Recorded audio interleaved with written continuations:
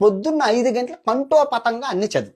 ఎందుకంటే ఈ బైబిల్ ఎక్కడిది అన్వేష్ అంటే నాకు బైబిల్ అంటే ఇష్టం. ఎవరిచ్చారో మీ అందరికీ తెలుసు. ఎన్ని సంవత్సరాల నుంచి నేను పట్టుకుంటున్నానో మీ అందరికీ తెలుసు. ఇప్పుడు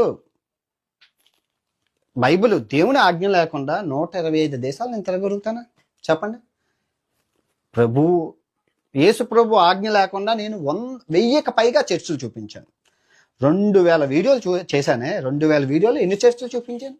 ఎక్కడ నేను చర్చలు మిస్ చేశానా? నాకు ఇష్టం. ఏముంది ఇది ఏ దేవుడు అయితేనే నాకు చిన్నప్పటి నుంచి నేను చదువుకున్నాను, నాకు ఇష్టం కాబట్టి నేను చూపించాను. పవిత్రమైన స్థలాలు చూపించాను. అంటే హిందువుని కాదట, క్రిస్టియన్ అని ఒకడు, ముస్లిం అని ఒకడు.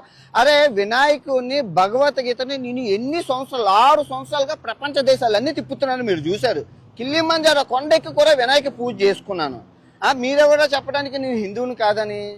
నేను జస్ట్ నెల రోజులు అయింది మహాభారతాన్ని ఉపవాసం ఒంటు పూటతో 60 రోజులు చెప్పాను. రేపు రామాయణం చెప్తాను. రామాయణం అయిపోయాక భాగవతం చెప్తాను. అది నా ఇష్టం. నేను హిందూ ధర్మంలో పుట్టాను. మీరెవరు చెప్పడానికి?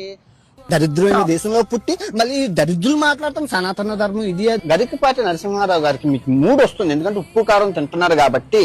65 సంవత్సరాల్లో మీ శివుని లేచిపోతుంది కాబట్టి రూపాయి బ్లేడ్ పెట్టుకుని కట్ చేసేసుకోండి మీ శుల్లి. ఇక్కడ ప్రాబ్లం దేంతో వస్తుంది? మీ శుల్లితోనే వస్తుంది.